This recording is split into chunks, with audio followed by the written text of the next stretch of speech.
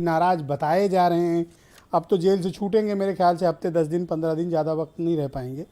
तो ऐसे हालात में अब आप क्या देख रहे हैं कि ये समाजवादी पार्टी के भीतर और बाहर से जो कुछ भी गड़बड़ियां हो रही हैं या असहयोग हो रहे हैं या घटक दल या नेता निकल कर जाने की कोशिश कर रहे हैं, कारण क्या है इसके पीछे? देखिए, सियासत बलिदान मांगती है, ये एक नारा था, लेकिन अब सियासत सत्ता मांगती है। बिना उसके 5 साल और 10 साल जिया नहीं जा सकता।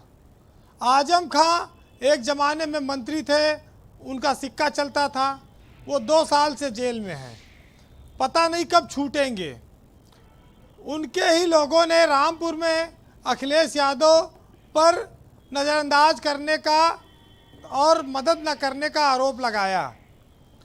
शिवपाल यादव का आजम खां से आज मिलना ये दर्शाता है कि वो अभी फ़िलहाल बीजेपी में जाएंगे, इसकी कोई गारंटी नहीं है और ना किसी को इसकी इतनी जल्दी है।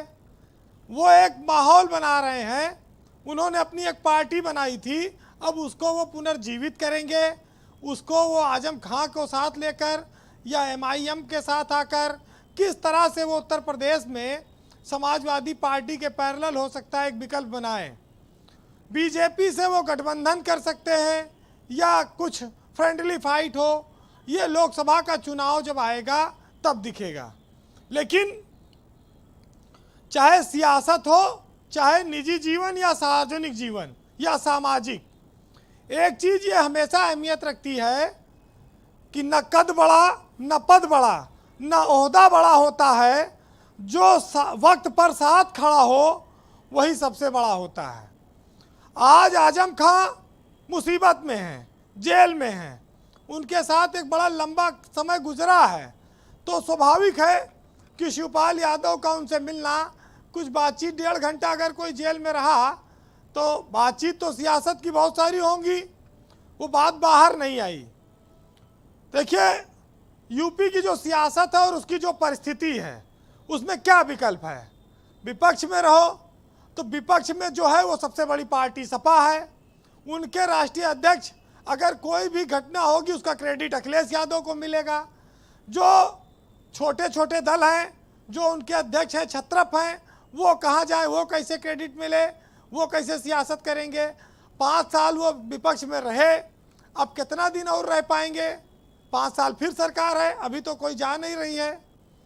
तो ये जो परिस्थितियां बन रही हैं, ये तमाम सारे लोगों को इधर उधर जाने के लिए मजबूर कर रही हैं।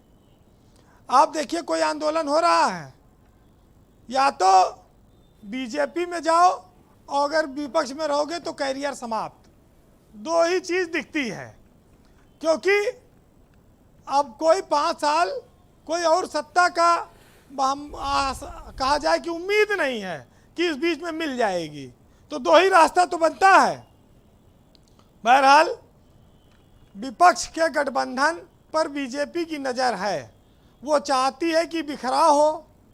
भाई, अगर बिल्ली के भाग से छीका टूट जाए तो क्या सब फर्क पड़ता है उसको, तो उसका तो मज़ा है। अगर अखिलेश का गठबंधन टूट जाएगा तो 2014 में बीजेपी, 2024 में बीजेपी को बैठे बिठाए सारी मांगे मुराद पूरी हो जाएंगी। आप उसमें ओम प्रकाश राजभर हैं, केशव देव मौर्य हैं, शिवपाल यादव हैं और तमाम सारे दल हैं, जयंत चौधरी भी हैं। 2 साल बाद कौन कहाँ होगा, इसका कोई गारंटी नहीं ले सकता। ये उत्तर प्रदेश की सियासत में अखिलेश यादव के लिए एक चुनौती है कि उन्हें अपने सहयोगियों को कैसे एकजुट रखना होगा। एक बात जो आई, जो अखिलेश यादव पर आरोप लगता है कि उन्होंने आजम खां को नज़रअंदाज किया, ये बात बहुत ज़्यादा दमदार नहीं साबित होती, क्योंकि जब आजम खां को बीमारी हुई, कोरोना हुआ, उनका जीवन खतरे में आया, तो अखिलेश यादव ने उनका इलाज कराया, मेदांता तक उनको बार बार देखने गए, जेल भी गए। अब कानून और न्यायपालिका के हाथ में जो चीज़ है उसमें कोई नेता कुछ कर नहीं सकता। आजम खां का जीवन और छूटना वो न्यायपालिका के हाथ में है, उसमें अखिलेश यादव दोषी नहीं है, लेकिन वो सबसे बड़ी पार्टी है विपक्ष की, उसके नेता हैं, उनकी जिम्मेदारी है कि वो अपने साथियों को विश्वास में रखें, समेट के रखें, और नहीं समेट पाएंगे तो फिर टूट जाएगा। जी भाई आज तो शिवपाल यादव ने नेताजी को भी कहा कि वो संसद में चाहते तो आजम खां के लिए आवाज उठाते, मुलायम सिंह पर भी वो बोले। तो ये जो चुनाव है ये साफ कर रहा है ब्रजेश जी कि शिवपाल संघर्षवादी नेता हैं। शिवपाल जेल जाने को तैयार रहने वाले नेता हैं, दिग्गज नेता रहे, उनको संगठन में काम करना आता है और वो कुछ ना कुछ करके रहेंगे, चुपचाप बैठने वाले नहीं हैं।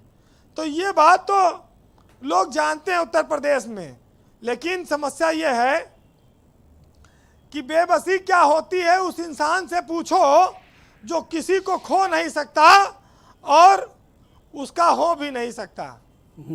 परिवार में एक ऐसा रिश्ता है जहां होली दिवाली शादी ब्याह पे मिलना है, कहाँ जाओगे बचकर? तो सियासत वहां पर जी रिश्तों को किस तरह परिभाषित करेगी ये देखना होगा। जी कंक्लूड करेंगे। लेकिन जी एक चीज जरूर है जी कि जौहर अली विश्वविद्यालय जमींदोज हो गया, आजम खां जेल चले गए, सारी सल्तनत खाक हो गई, 5 साल तक अब आगे आसार भी नहीं है, और उसके बाद क्या गारंटी है कैसे जिएंगे?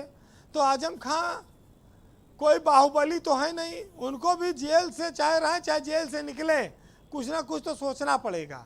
बीजेपी में सीधे न जाएंगे तो कुछ ना कुछ करेंगे वो। तो बहरहाल आज जो शिवपाल यादव कर रहे हैं बहुत पहले बहुत सारे लोग किए, बहुत सारे लोगों ने सियासत में निर्णय लिया। आप देख लीजिए आज संजय निषाद सत्ता की मलाई खा रहे हैं, पिता पुत्र समेत सब सत्ता में बैठे हैं, ओम प्रकाश राजभर और उनके बेटे ये सब विपक्ष में हैं। तो निर्णय जैसा हो जाए, स्वामी प्रसाद मौर्य, दारा सिंह, धर्म सिंह सैनी, सबके निर्णय गलत साबित हुए। बहरहाल कहा गया है कि चाहे सियासत हो चाहे सार्वजनिक जीवन, जिसने जितनी पीड़ा झेली है वही इतिहास लिखता है। तो एक साहित्यकार ने लिखा है कि तो क्या हुआ अगर जीवन में थोड़ा सा संतरास लिखा है, जिसने जितना पीड़ा झेली उसने ही इतिहास लिखा है। और जिस काया में गर्भ विराजे उसकी रंगत खो जाती है, और अन्न उपजाना होता है तो धरती छलनी हो जाती है। जो डाली फलती है उसको बोझ भी ढोना पड़ता है, और भोर अगर नम होती है रातों को रोना पड़ता है। पत्ता पत्ता झरना सीखा तब जाकर मधुमास लिखा है, और जिसने जितनी पीड़ा झेली उसने ही इतिहास लिखा है। बहुत शुक्रिया वीरेंद्र जी, आपका बहुत बहुत धन्यवाद। बहनों भाइयों